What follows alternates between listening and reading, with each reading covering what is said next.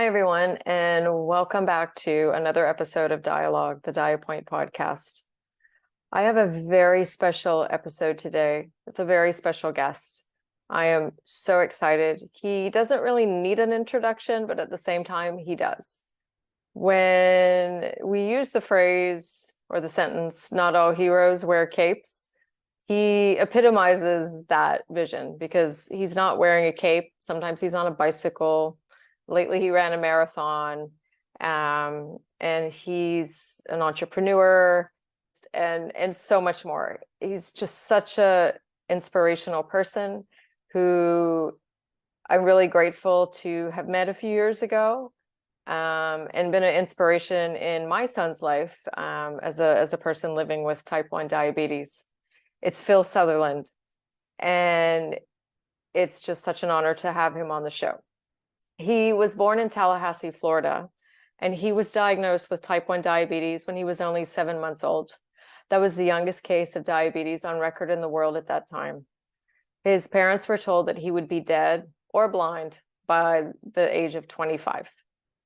Fortunately, they were stubborn, and Phil had access to insulin, a knowledgeable medical team, and the latest in glucose monitoring tools. At the age of 6, he had the dream to not go blind, and his lifelong obsession with glucose began. He used a continuous glucose monitor for the first time in 2006 through a research trial with Abbott. While wearing the new technology, his 7-person all-type 1 diabetic team finished on the podium in second place at the Race Across America. That's a bicycle race from the East Coast to the West Coast. The following year, he was armed with an increased understanding of glucose management. Phil's team went on to take first place at the event and set a new world record. It was at that moment Phil knew that he wanted to use sports as a platform to inspire people affected by diabetes to chase their dreams. Under Phil's leadership, Team Type 1 rapidly grew from an amateur squad to a global sports powerhouse with more than 100 athletes spanning the globe to inspire and unite people affected by diabetes. In late 2012, Phil and the team partnered with Novo Nordisk to create Team Novo Nordisk. The team is spearheaded by the world's first all-diabetes professional sports team, and the athletes race to inspire, educate, and empower everyone affected by diabetes. Back in 2009, Phil knew having constant visibility around glucose was the missing piece for sustaining peak performance in endurance sports while competing with diabetes.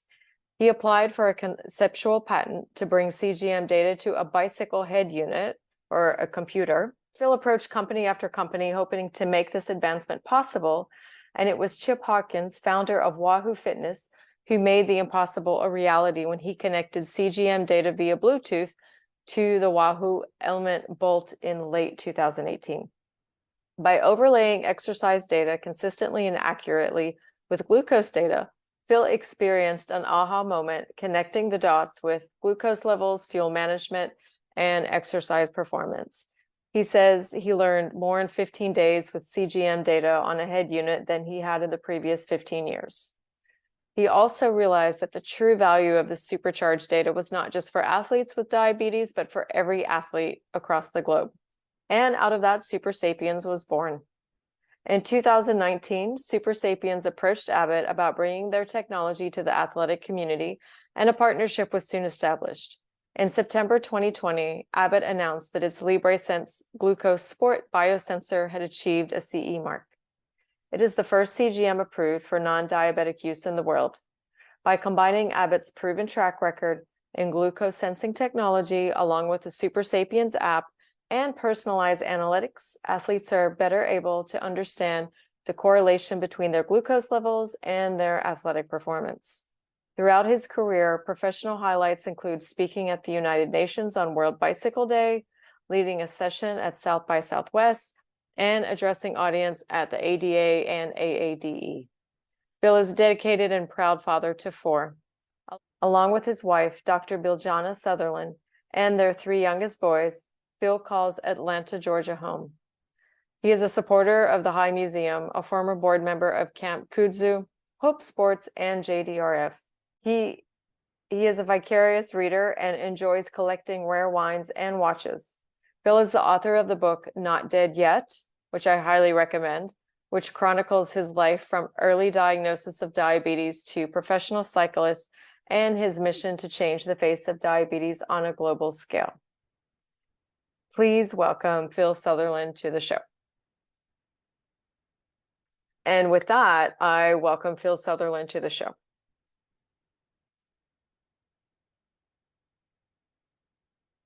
Hello, Phil, and welcome to the podcast. Hi, Pam. How are you? Good. Thank you so much for being here. I am so incredibly excited and grateful for you to have joined us today or have joined me today. This is really such an exciting interview, and I really appreciate you making the time. Thank you so much for being here. It is my pleasure. Thank you. So I tell a lot of people about you and your story, but it's always, of course, better to hear from you. And so could we start from the beginning? And you were quite small when you were diagnosed with type 1, so perhaps you probably don't really remember it, but could you tell us a little bit about your story so that people aren't familiar with it know a little bit more about you? Sure. I mean, it's okay. Let's go back in time a little bit. Because I was diagnosed with type 1 diabetes at 7 months of age. I'd lost 5 kilos or 10 pounds in a matter of days. Misdiagnosed a couple of times, and my mom fortunately had the mother's instinct, knew something was wrong, and rushed me to the hospital saying, "Please fix my baby, please fix my baby." And I was dying, right? It's like my blue eyes were gray, my breath, I had the ketonic rattle, and I was a 7-month-old who just lost 40% of his body weight in a 2-day period. I was knocking on death's door. And fortunately, a diabetes educator, a nurse who later became my diabetes educator, Linda Owens, came in and smelled my fruity breath and said, "We need to check for diabetes." And the doctor said, "That's impossible. There's never been a case of type 1 diagnosed this young." She said, "Let's test." And lo and behold, my glucose was sky high. They gave me some insulin. Life began to come back. And the doctor who was tasked with delivering the news, this is going to sound like he was a jerk, but it was exactly what my mom needed to hear. He said, "We have good news and we have bad news. Good news is your son's going to live for now. The bad news is, he has type 1 diabetes based on age of diagnosis, current standards of treatment, technology, knowledge. Like, he's going to die young. If he lives to 25, which he probably won't, he'll either have renal failure or be blind. So, here's your insulin. Good luck." And, that was obviously devastating, right? But fortunately, that was, at the time, it was squeezing urine out of my diaper onto a test strip to find out where my glucose was, 2 hours in the past. Then, in the early 83, blood glucose monitoring became available. Mind you, you put a drop of blood on that had to be the size of a quarter. Then you wait 2 minutes for the countdown machine, and then you get a number. But, my parents were the control group. They would test their blood sugar at different times of the day. They would test my blood sugar. And the thing they learned really early on, which is 40 years later, still my mentality in life, is when I'm active and moving, my insulin works better and my numbers are more like theirs. So that's the reason I got into sport, because in the late 1980s, type 1 diabetics were not allowed to compete in sport. It was like the risk of hypoglycemia was too much. And so they said, safer not to exercise. But my parents said, well, if he's going to die young, he might as well live. And, pushed me into sport. And my first recollection of sport was swim team. 6 months, or excuse me, the first week I found if I had good control of glucose, I could win and compete. If I did not control my glucose, I would lose, guaranteed. And then the magic trick, which I think really kind of highlights how all of us, type 1, type 2, people without diabetes, are all exactly the same, that the days that I was in the pool and exercising, it was much easier to manage my glucose. Right. And I was able to start quantifying that, in 1988, as a type 1 kid, that, exercise is really good for me. And so from that point forward, it was just competition was a part of my life. In the doctor's office, back before HIPAA, everyone's name and hemoglobin A1C would be written on a piece of paper. And, I would want to see the numbers and I'd want to win. I always wanted the best A1C of everyone in that little notebook. At 6 years old, I asked my doctor, Larry Deeb, I said, I had an A1C of 8.2%. He said, he kind of looked, I said, will I go blind from this? He said, maybe. I said, what's it need to be not to go blind? He said, below 7. But, I said, how do I get there? Don't eat food when your glucose is high. Try to have better control. So I worked for the next 3 months and I was in the 7s. And will I go blind from this? Maybe. And I said, I want you to say no and keep working. And then another 3 months after that, I had it in the upper 6s. And I said, will I go blind from this? He said, no, you won't. And so that was my motivation as a kid. One on the diabetes side, was kind of control that to prevent going blind. And fortunately, it's much different times now. I mean, much different times with technology. People do not have to worry about that, but back then you did. And then second was sport. Right? I wanted to win in sport. And so I had to become very laser focused on management of diabetes so that I could compete in sport, checking my glucose 15 to 20 times a day, at 10 years old, was the key to win. Because you couldn't just have good control for your competition. You needed good control overnight and then through the day and then yada, yada. At 12, I got on the bike, ironically for candy bars, right? I ate a Snickers bar, came home from school. My glucose was 350 milligrams per deciliter, 20 some odd millimoles, if that's what you go by there. And, I was like, I'll go blind from this, so I was a kid and I wanted Snickers bars, right? So I didn't have the patience to wait 2 hours for what at the time was the rapid insulin to work.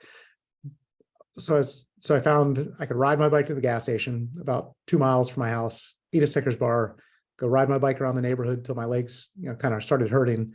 And then I'd come home and my glucose would be 90. I was like, all right. And so I kept riding bikes so that I could eat more Snickers bars. Eventually got into racing, became a passion of mine. I wasn't good, but I didn't quit. By 18 was 8th place at the junior national championships in the US. Went to University of Georgia. I had an offer to go race professionally in Europe when I was 20 years old, but I would have been kicked off my parents, my mother, because she raised me as a single mother from the time I was 6. So I would have been kicked off her insurance plan and we couldn't afford, it was test strips, which were actually the most expensive back then.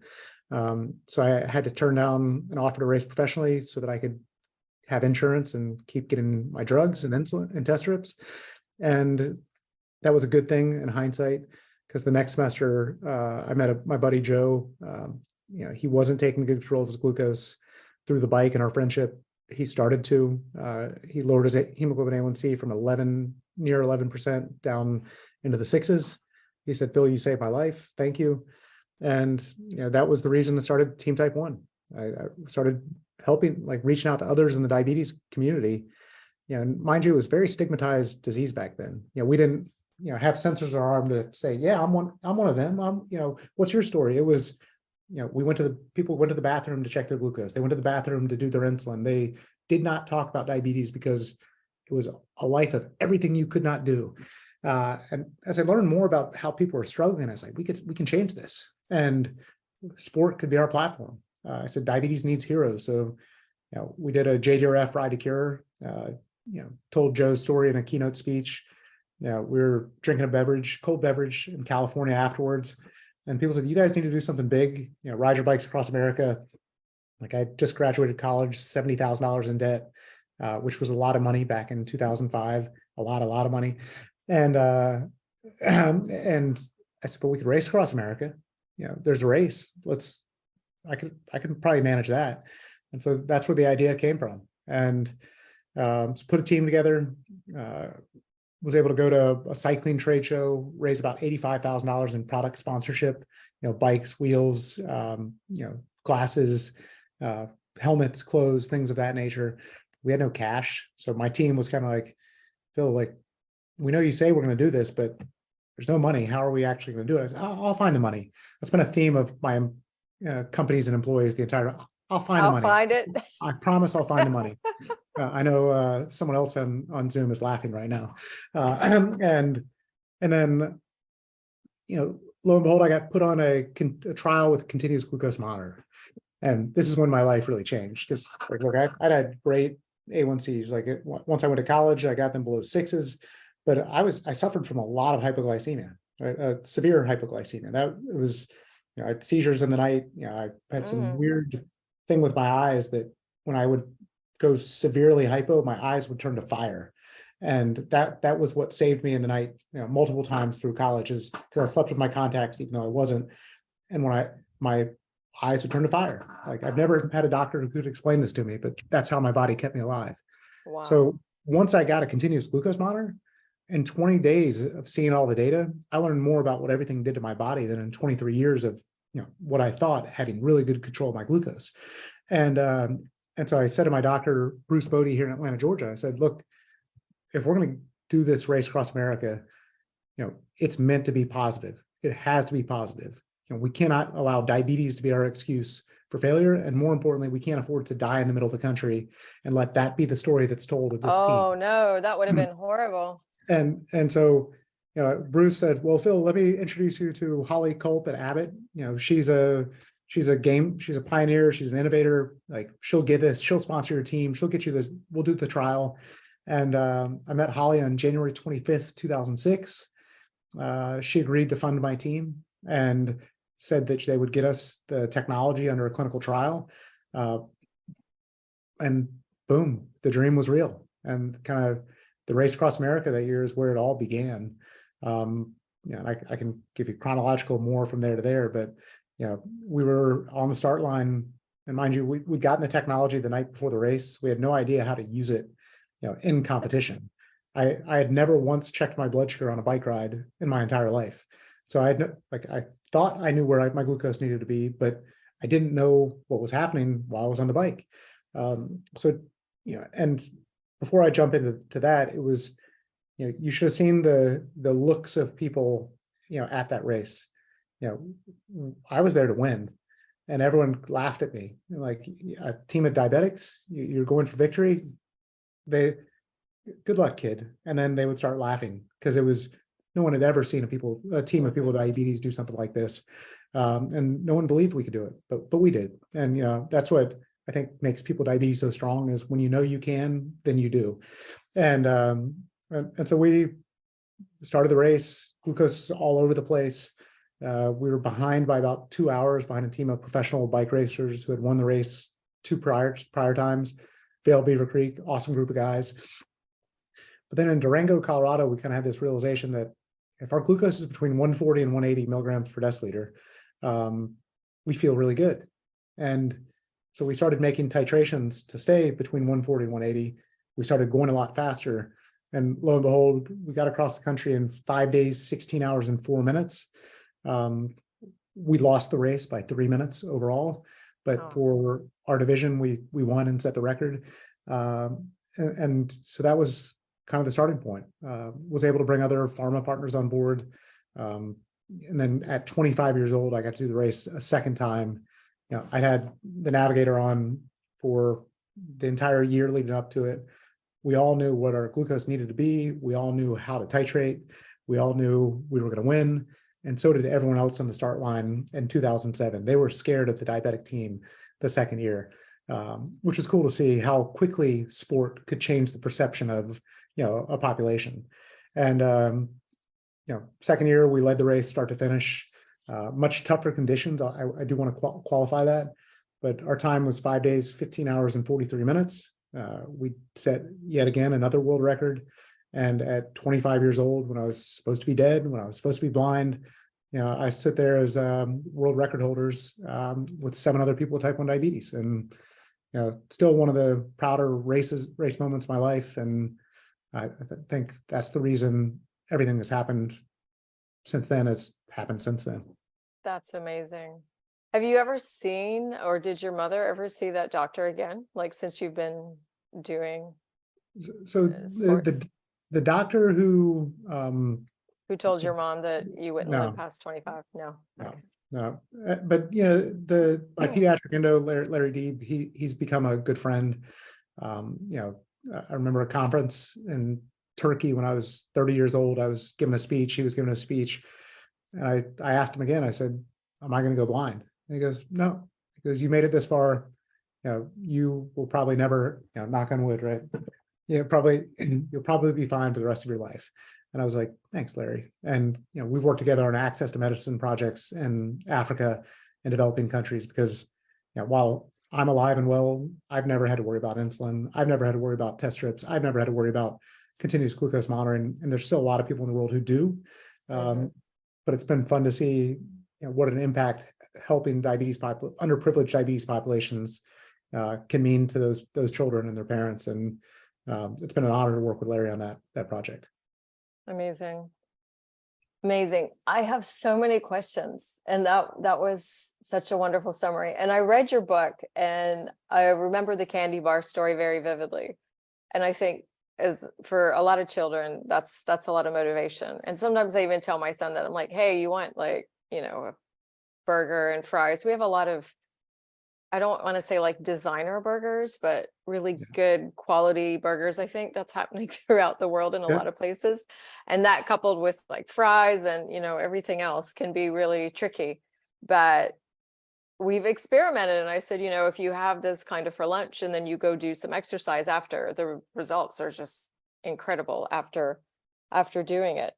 When you started doing more extreme sports, did your mom ever say like, because extreme sports takes a lot, it's very intense. And, just for those parents that are listening, that when sometimes they see their child really, going for a sport or wanting to do something and they're still not really sure about it. Did your mom ever have moments where she said, oh, maybe pull back a bit, or she just said, keep going? I'd say if you say, what was she saying to herself? She was scared to death. To herself. Yeah, I can imagine. Herself, she was scared to death. But to me, she never let me think that there was something I couldn't do. Right. And I'm very, very, very grateful for that, because I never felt different at home. It was just, it's like brushing teeth. I had to check my glucose. I had to get insulin. She played some games though, because when I went to football and baseball practices, the key with diabetes is always be prepared, right? Always have food. Like if we do things right, maybe glucose can be perfect, but if we do what we think is right and the metabolism is different that day, then maybe glucose is not going to be perfect. So you have to be prepared for when it's not perfect. And she gave me this pink cooler. Why the hell she gave a short kid with plenty of other things to make fun of me about a pink cooler to take to football practice and baseball practice? I have no idea. But I would always carry that big pink cooler with juices and milk and stuff just in case I had a low and I could carry my diabetes pack in there and not worry about the heat of Florida, which similar to heat where you are. Yes, very similar. So it was, but when I would go on long bike rides, the thing I didn't know was that she wrote pretty detailed memos to all of my coaches, and she went into the bike shop with the guys that I started going on these 3, 4, 5 hour bike rides on the weekends with, and was like, if my son dies, hell will have no fury like a mother's rage. And and she told them, via detailed, Word documents, like, essentially what she says, if Phil's acting any dumber than he normally acts, give him some sugar and then make him check his sugar, make him check it. And, I had a good buddy, Chris Slayton, who would, as I started going on these long rides, he would always wait, and he was always worried like that, diabetes was slowing me down. I had no talent at that point. I wasn't good. That's why I was getting dropped. It wasn't diabetes' fault. But then as time went on and I became a better bike rider, I learned how to fuel better. It was a group of guys I was fortunate to have in my life at a young age. And look, you talked as we were speaking before the show about, Aaron, who's an amazing kid, having some of the rebellious natures of a teenager. I'm not going to say I didn't rebel, but it was because of sport. Like I'd never rebelled against diabetes. Right. I had sport in my life, and maybe it's improv that you have, or maybe it's acting, or maybe it's school, something you want to be good at. If you want to be good at something, you really have to be good at glucose control. It's for anything in life. And so I didn't clean my room. I didn't do laundry. I would, skip dishes, or I would always end up doing them. But when it came to diabetes, I was always on point because I wanted to be a good athlete. And so, but yeah, my mom was scared, but she never let me feel that fear, and she never let me think that I couldn't. And that's something that I'm very, very fortunate to. And she also let me control my glucose, right? I think, I don't want to place any critique, but if I could give some unsolicited advice to the parents of children with diabetes, or let them take care of it, right? It's, you're there to be in the background when something goes wrong. But, I was managed my glucose at home during the daylight hours at 6 years old. So I had 12 years of practice before I went to college of, making those decisions on my own, seeing the consequence of those decisions. How do I adjust? How do I learn?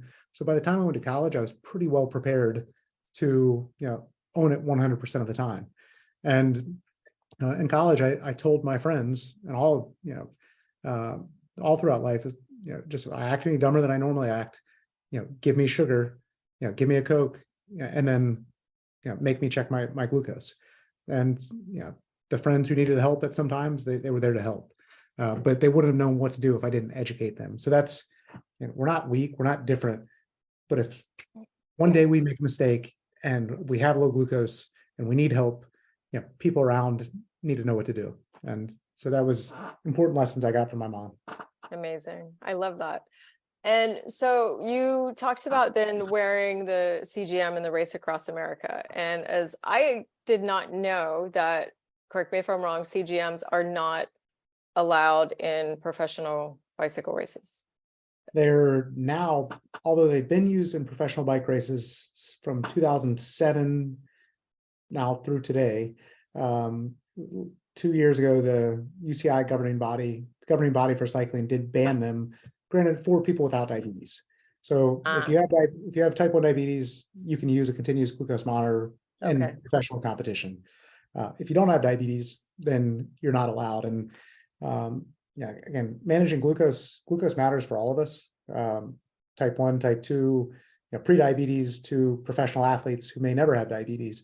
It matters, and it matters for health, not just for performance. So we'll get them over the line eventually, because especially for female athletes, where chronic underfueling has near-term hormonal impacts and long-term fertility impacts. This is a tool to optimize health for athletes who put their lives on the line on a daily basis. So we'll get there. It's just going to take some education and a chance to meet, which I keep asking. Okay. Yeah, I saw one of your open letters. And I love that you're such an advocate for all athletes to use this. And I didn't know that. I thought it was all athletes, including type 1, because actually the way that we met, I could thank my father for that, because he was visiting Dubai. He loves to kind of surf the Arabic channels. And when he was here again in last January, and he'll be watching like the falconry or the camel races on TV. And then he came across a channel and it's in Arabic, which he doesn't speak, but he saw this bicycle race and he's watching it. And he said, I think this guy on the bike just checked his blood sugar. And I was like, come on, no. And I'd heard of Team Novo before, but I wasn't following so closely. And he's like, no, really, come. And I think they have like, Novo Nordisk on the jersey and whatever. And I looked and sure enough, I heard the word diabetes between all the other words that, none of us really understood. And I was like, that's interesting. So then I went online to check, and sure enough, the team was here and they were racing. And then I started tracking it every day and was so desperate in some way, or excited to take Aaron to just come watch the finish, just to see that there's people doing amazing things with type 1. Not that he ever felt bad about having it, but I could tell when he was younger and into basketball, and if he had a low and had to sit out, and that was really frustrating for him. So I think it's always good for anyone, even adults, to have good role models of people going above and beyond and doing amazing things. So one of your racers, and I forget who it was, and later I asked him about it, he said he dropped the Lancet and you handed him, I think, a Lancet from the car window or something, and then he was pricking his finger. So at that time, though, he wasn't using a CGM in the race, I guess. No, he was, but if, sometimes, back then the sensors could drop off. Okay. And, if you would lose a data point and, it goes into, the line across, right, of, Yep. so you still have to know. And so Yeah. it was resorting to the backup option of, okay, let's go old fashioned, check the blood glucose and then take it from there. Okay. Yeah, that was some amazing bike riding. I don't know how fast you were going at that, but maybe that could have been the record for fastest speed ever to check a blood sugar. The young man that you met, and I still remember, the final stage when you and Aaron were there, and just patiently waiting as Quentin went through his podium celebration, and this it was awesome. And Quentin, you made his day because he had a we like to race bikes, but we like to race bikes so that we can have that connection, and it takes 30 seconds to change someone's life forever. And Quentin, he's still one of the most special people, in my heart. I met him when he was 16 years old. A great bike racer, but diabetes control was not something he worked on. His hemoglobin A1C was, I think, 13%. When we met, and he came to a Team Novo talent ID camp. That was in 2013. The next year we had a junior team. His A1C had started to come down. He won 3 stages at the Tour of Abitibi, which is one of the biggest junior races in the world. And it was just for him, that first victory, you saw this fury come out with his hands in the air. And he said, when he had his hands in the air, it was to say, I told you so to everyone who had ever doubted me. Because again, back in the day, if you had diabetes, people did doubt you. And look, as a kid, growing up as a kid is hard no matter what. Right? Every little difference is some weakness that someone can, you can develop insecurities with. But diabetes is pretty societal. Like, everyone used to think you're different. Now we've proven that wrong. Now there's people with diabetes doing amazing things in every walk of life. But Quentin went on to the junior team, development team, to the professional team. And I think that was his best result ever. At the start that day, Team BMC, which was one of the best teams in the world, said, Novo, don't attack. We're winning this jersey. There's no chance. And here we are, this lowly team, fighting for, survival in the peloton. And, Quentin's like, when you challenge him and say you can't, then he does, just to prove you wrong. And so he worked so hard to get in the break, and then he won 2 of the sprints. And then, Andrea Perone got 9th place that day, and we got to take a world tour jersey for the points classification. And it's hanging in my office, and as is the first email he ever wrote to me when he was 13 years old, saying it was his dream to come be a part of our team.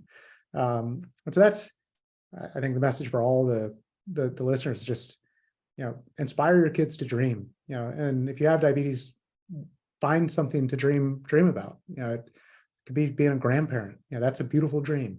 And if that's what's going to motivate you to be the best you can be on your diabetes journey, then, bravo. You don't have to be a pro athlete. I mean, I'm a participation athlete now, and it's, for me, good enough. I control my glucose so I don't get dropped very early, but it's fun to go out and participate. It's fun to be with people that you have a common drive for, and you can teach, people with diabetes. We know more about the metabolism than anyone else in the world. And if we get high glucose from a meal, guess what? The person sitting, and I now know this because of Supersapiens, the person across from you, if they have that same meal, they're getting the same glucose response. We just have the data. And so we can use our data and our learnings to help make society healthier, which is I think we're in the second 100 years of life for people with diabetes now. And this is the century for us to be the leaders of health and well-being for all of society. It's type 1s will be the superheroes in the generation to come. And maybe it's one of your children who, changes the world for the next generation. So dream big. Yeah, I love that. And I always say that to parents, that especially newly diagnosed parents, because as a parent, I know what that's like. Or even if it's someone that's come to me and said, hey, I'm insulin resistant, or I have type 2 diabetes. One of the first things I do is I'll ask them what sport they like to do or their child likes to do. And then I'll send them some names. But I also always send them the introductory video of Team Novo. And it completely changes their whole outlook on the potential of what life with diabetes looks like, what you can do, which is amazing, like in a matter of seconds. Yeah. Really, I hope that you all like collectively realize the impact that that has, because to watch it is one thing, and then I mean to feel it is another thing, but to see that at diagnosis, like just days after you've been told your child has type 1, and maybe the doctor said, hey, don't, keep them calm, don't do sports, like things that you were told, and it just really changes the entire picture. So and I thank you for that. I mean, I think sometimes the riders forget the impact, but I was at a race in Denmark a couple of years ago, and this kid came up and his mom says, Halte was destroyed because the doctor told him when he was diagnosed, he'll never race a bike again. And, and the kid had been his dream his entire life. And so he was crying for 2 days. No, that was the absolute worst moment of his entire life. Yeah, your dream's finished, go away. And his brother, similar to you, his brother found a newspaper article because we were racing in Denmark and said, well, Halte, there's a team, it's called Team Novo and Supersapiens. Every rider has diabetes. You can race a bike again. And the kid read the article, the tears evaporated. He put on his cycling clothes and went out for his first ride. And, now he's on my development team, 4 years later. So it's just, I'm fortunate to hear this, but I'll make sure and pass it to the riders as well. Please do. Anytime anyone needs to hear it, I'll say it. Like, I can't, it's almost something you can't even verbalize because it's so intangible and so inspirational, like really. It's really life-changing for so many people. When you talk about Supersapiens, can you share a little bit about how that evolved? Yeah, gladly. So Supersapiens exists because I had to solve a problem for the athletes on Team Novo and Supersapiens, right? I mean, we've never done a race without a continuous glucose monitor, but a continuous glucose monitor in your jersey pocket is not giving you any data that you can take action on. And sometimes cycling is very hard, and it's, to take it one hand off the bars and reach back to look at a number, you just say, screw it, I'm going to go with it. And so, and all of my riders were having typically one bad day per stage race, but it was unpredictable. And so we'd worked with a few different companies to try and get glucose to the bike computer. And finally in 2018, Chip Hawkins, who's the founder of Wahoo Fitness, which is based here in Atlanta, Georgia. They're a sponsor of ours. They were a sponsor of ours then. And actually this Saturday is the 5-year anniversary from when Chip said, yeah, Phil, I'll do that for you. I said, other companies have tried, they failed. He goes, no, I can do it. I'll get it done. And December 12th, 2018, I did my first bike ride with, CGM on my, bike computer. I was just blown away about, how much things changed. And, and over the next 15 days, I learned more about optimizing nutrition and insulin timing on the bike than in 15 years of racing a bike with a CGM in my jersey pocket. Well, this is the best invention I've ever had. I can now exercise with 1000% surety of safety, no fear of hypoglycemia, the ability to control for hyperglycemia. It was like I was 15 years younger from a fitness perspective right away because I had perfect glucose all the time. So, I worked on the plan to bring it to market. First was, let's let the athletes of Team Novo Nordisk test it. At training camp, they had the same reactions that I had. We changed so many things. They started going faster. We did call it an observational trial at the Tour of California in 2019, and an 8-day World Tour stage race. Best athletes in the world were there. A very challenging race. Over 8 days in competition, we did not have one data point below 72 milligrams per deciliter. So not a single hypoglycemic event among 7 riders in an 8-day stage race. And I was able to, I've been able to build this machine of Team Novo Nordisk based on, great relationships with companies like Novo Nordisk, right? Who they've got drugs that help people manage, but drugs without hope, you're not going to get good outcomes, right? And drugs with hope, but without exercise, you're not going to get outcomes. It's not just, there's no magic bullet for good control of diabetes. It takes it's a full circle approach. And but people without, so anyhow, so I kept asking people without diabetes who had transactional relationships with consumers, here's what I want to do, here's what I want to bring to market. And I don't have diabetes, I'd buy that. I don't have diabetes, I'd buy that. I'd buy that. And so I heard it enough times to say there's something here. And I was able to meet with Abbott in May of 2019 and say, I want to bring your technology to the non-diabetic world through the lens of sport and use sport as a platform to launch it. And I just had a name, Supersapiens, no business plan, no employees. And he said, let's do it. Or he said, interesting, can you come back with a plan? And then Fitz-Alan Crow, who's I've had the pleasure of working with for 10 years now, joined me in that meeting to get our business plan and everything scheduled. And in June of 19, we pitched it again. The following week, it was endorsed at the very highest levels in the company. And I put my own capital in to hire our first round of employees and start building the technology to bring Supersapiens to market. In the world of sport, it typically takes 7 years for new technology to reach the mass market. So we really were intentional about trying to work with the best.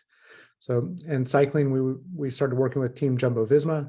It was Project Yellow, which we signed up for. So I don't know if you saw, they won the Tour de France last year. They won the green jersey in the Tour de France last year. They're leading the women's Vuelta a España right now, but they were the first athletes to start using Supersapiens. And they learned a lot, and they gave us immediate validation that there's something here. They hadn't figured out everything and all the hacks for how to use this technology for optimization, but they knew there was enough magic dust here that with proper research and protocols, they could improve significant percentage points by having this data. And it took call it a year and a half, because the tour was moved 1 year. So it took a year and a half or 2 years for Project Yellow to come to reality, but they finally did it. And we did the same in triathlon, the same in running. We've had the pleasure of having Eliud Kipchoge, wearing sensors for his last 5-6 marathons. Hassan, who was the female, just won the London Marathon. She came across the line with a Abbott's Libre Sense and using Supersapiens app on her arm. It's used in Formula One racing now by the team who continually wins in Formula One. So it's been cool to see it pick up.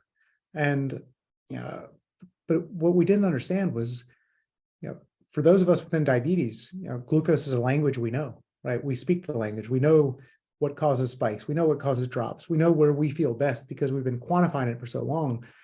We didn't realize that we had to teach a completely new language to this audience. And so it's been, call it one of the big, challenges, opportunities / work in progress, is how do we educate people without diabetes on the importance of glucose control, and then also understand that we can't give generic recommendations because we'll be wrong for 2/3 of the population. Because there's people without diabetes, there's 3 different glucotypes that we know about. So you drink a Coke fasted, one group goes like this, spike up, crash down, another more mild up, more mild down, and another very slight rise and drop. And so it's taken us a long time to learn about the metabolic individuality that each person has. When it comes to metabolism, we're all snowflakes. And I think, the diabetes audience and listeners, you're going to say, yeah, of course, right? Like at Novo Nordisk, Team Novo Nordisk, we have some riders on the bus that start with a glucose of 90 because they spike at the start of exercise.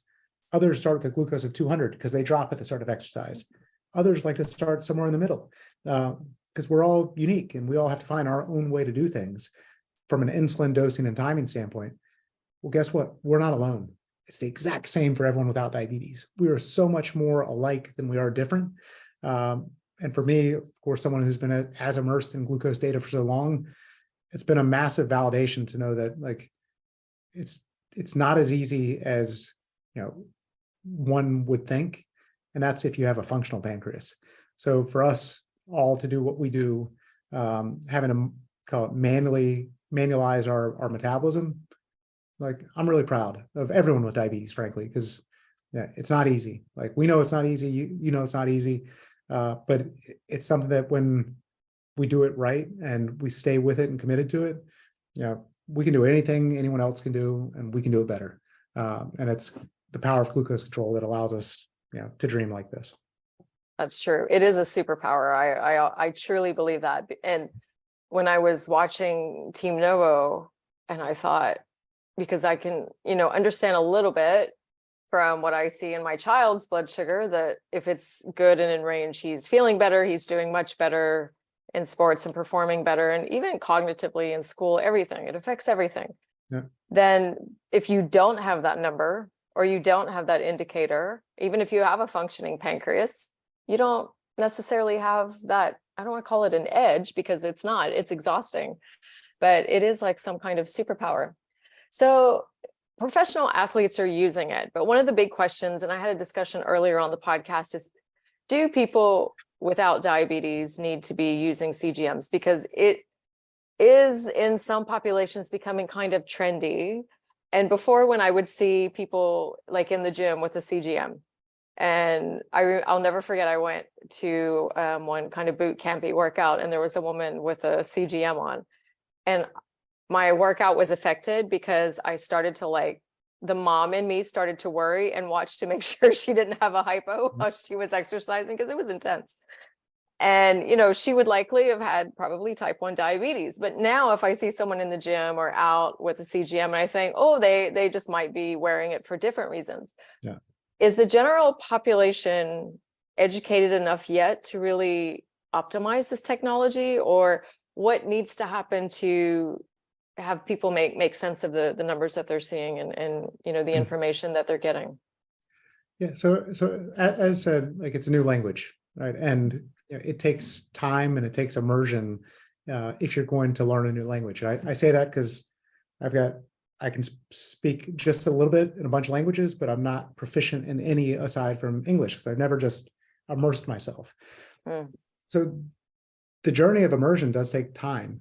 We need data, we need science, we need the medical community to see how this technology can be used for people without diabetes, and that will come. And we've got some 25 investigator-initiated research trials around the world, so that we can scientifically understand, how to use it. I think everyone should have a sensor on their arm at some point, right? If you're, a high performer, biohacker, athlete, you probably want one on your arm all the time.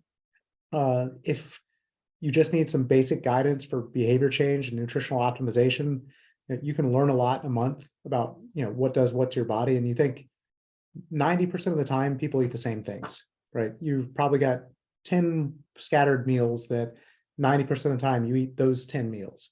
So in a month, you can learn what those 10 meals do to you and figure out, well, maybe I need to exercise before this one, or exercise after that one, or maybe I don't eat this one, or these 5 are really good for me. But I think that behavior change that you get, it doesn't last, right? It lasts for probably another 6 weeks after, and then you start to forget, you're not being watched. So then you put one back on and then recharge. So I think a large part of the population, mainly the pre-diabetic audience, which in the States, there's 90 million people with prediabetes, 20% of teenagers are pre-diabetic in the States today. We've seen such powerful behavior change once people see this data. So in fast forward 10 years, everyone will wear one at least once a quarter. That's my prediction. Or maybe it's non-invasive sensors. Apple was going to come out with one. Now it's 7 years away, is what the latest metrics have shown. But at some point, it's going to be really easy, really low cost for people to use continuous glucose monitoring. And I think governments will begin to see that as a health economic standpoint of investing in sensors will maybe not save money in the population today, but in 10, 15, 20 years, it's going to rapidly decline, not just the cost of diabetes, mainly type 2, but the comorbidities that come along with diabetes and the lack of a work-capable population. So that was a roundabout way of saying, no, the population's not yet educated enough, but it's coming. Like you said, you see a person in the gym now, do they have diabetes or not, right? And it's becoming a little bit more trendy. It's still expensive technology, but like we've done, and I say this, please take this with humbleness and humility. That of course, when we started with Team Type 1 and then into Team Novo Nordisk, like it was impossible. It was a niche. This was not going to really make an impact, but we stuck with it because we had interactions like we had with you to prove the point that this is worth it. Changing one person's life is priceless. And we use sport as a platform to now like debunk every stigma associated with diabetes that's ever existed in the world. And we've done so not just in America, not just in developed markets, but Japan, Africa, places all around the world, thanks to the power of connectivity. If you have diabetes, you're going to find out about us pretty quickly. And so I think that I take that same lens with Supersapiens of, we'll use the lens of sport, to build the platform and build the awareness. And then ultimately it's the fans of the sport whose lives will be touched, who will try it out and will have that, aha moment to say, wow, I want to be a part of that family too, and come on board. So it's not going to happen overnight. I'm, let's say, much less naive to that than I was 4 years ago when I started this journey. But I'm still as optimistic today as when it was just an idea and a dream, and, really excited about all those early adopters who have tried us out and changed their lives and set new records and, are now better versions of themselves. Right. And but yeah, it's fun. And I've learned a lot from people without diabetes, right? That's what's been also exciting. I've changed a lot based on what I see in data of people without diabetes, which allows me to be able better. So all we can be is the best of ourselves. And no matter who you are, where you are, that's what Supersapiens wants to empower. I mean, that's what Team Novo Nordisk wants to empower. For me, it's all just one big mission to get the world healthy. And I believe this technology, for us at Team Novo Nordisk, is the reason we've been able to race professionally for so long and so consistently. And at Supersapiens, it's we have the power with the technology to validate the importance of exercise to society and make it easy for people to say, I've got to work, but actually I haven't exercised today, so I'm going to go do that because my long-term health depends on it. Let me just tell you all, you're trying to censor or not, you have that freedom. If you want what I learned when I was 6 years old, the days that I'm in the pool, much easier to control my glucose. It's the exact same for everyone who's listening. So get out there and get active, because that is truly the billion-dollar drug that is free for all of us and is going to make us all better. Yeah, I love that, because so many people forget, not everyone. I mean, people with diabetes, we know that, but a lot of people forget that. And I often hear or, get articles or news things of, this people are looking for like this kind of wonder cure. And as you just pointed out, movement is free. For most of us, just even going to take a walk or take a run or go for a swim, if you have access to something, a place where you can do so, then that's the most affordable thing that everyone can do to change their health. So I could talk to you all day. I have so many more questions, but I know that your time is precious and I'm sure you have a lot to do. So I think I will pause it here for now. Yeah. But thank you so much for joining me and sharing your story and giving us some insight into Supersapiens and your vision for the future. I have no doubt with your drive that it will be a success. I'm sure it already is. It's already on its way, but I'm sure it'll become even more successful. Thank you so much. And it's great to see you again after so many years. Please tell Aaron I said hello. Yeah, I think will. Diabetes only chooses the champions. And I can't wait to see what he dreams up and then goes on to achieve in his life, because amazing kid. You. And really you made our day when we were there. And thank you. And Quentin still smiles about that interaction. I was with him last week on yet another crazy bike ride adventure. And so I'll pass on. Oh yeah, please send him our regards and to the whole team. Like, we so appreciate it. When Sam Brand put Aaron's name on the bike, like that video, I think I do big mom ugly cry like every time I see it. It was such a great day. Such a great day. So thank you so much for the work that you do and inspiring us all the time to do more. Thank you, Pam. Thank you. Have a lovely day. You too. So that was just an incredible episode. That was an incredible discussion, and I am so grateful. Thank you again, Phil Southerland and your team, for making the time to speak with me. It is always an honor and privilege, and it's truly an inspiration, not just for me, but I'm sure for others who listen to the show. If you've never checked out Team Novo or any of Phil's work, please do so, and we'll have some links in the show notes where you can find Phil and follow. And it really is life-changing. And when we first met him, it wasn't, we went to the finish line of the race that when he was racing here, or in the team, when the team was racing here in Dubai, and everyone had finished and announced the winners. So when Team Nova was here and finished the race in Dubai, and Quentin Bolognas, who Phil was referring to in the race that got a podium finish and broke out from the peloton and got the jersey, we were cheering the loudest. Maybe I was cheering the loudest. We were elated and so happy and so excited for them. And I noticed that we were so excited. I remember there was a man standing next to us that didn't know who was on the podium, and maybe he just happened to be there and didn't really come to watch. But he saw how excited we were and how loudly we were cheering. And then he started to do the same, and then it just kind of became contagious. And that is what inspiration does. It is contagious. And the work that Team Novo does, I think, has a long-lasting effect. Their motivation is contagious. And it really is true that after I talk to people who have watched their videos, and while diabetes is still hard and still a shock, it does make it seem like things are not as challenging. And I don't want to undermine the challenge, because it is challenging. You do have to do the work. It's a lot of hard work, but it does make so much more seem possible than what we initially think or what we're initially told after that diagnosis. So I really want to thank Phil for coming, and also for his time. The first time we met him after that podium finish, and they were all packing up and exhausted from the race. I'm sure it was a long several days, a long week. And from far away, again, my father was with us. We were having lunch in a cafe, and he said, that looks like the guy that was on the podium.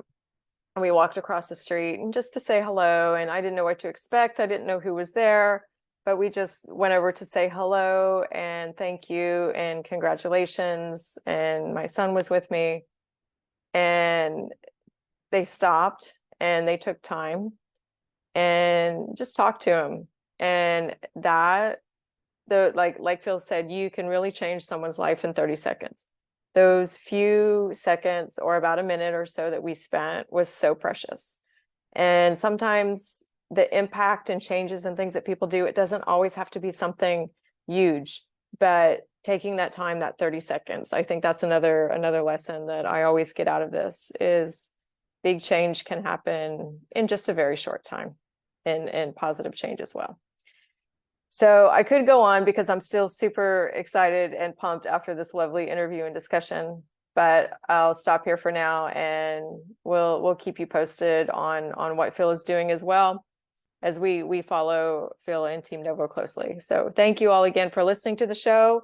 If you enjoyed it, please rate it, share it, leave us a review on Apple Podcasts. That helps us. That helps other people find out about the show. That helps other people find out about the guests on our show that are so inspirational, and helps us keep doing what we're doing. Thank you so much, and have a wonderful day.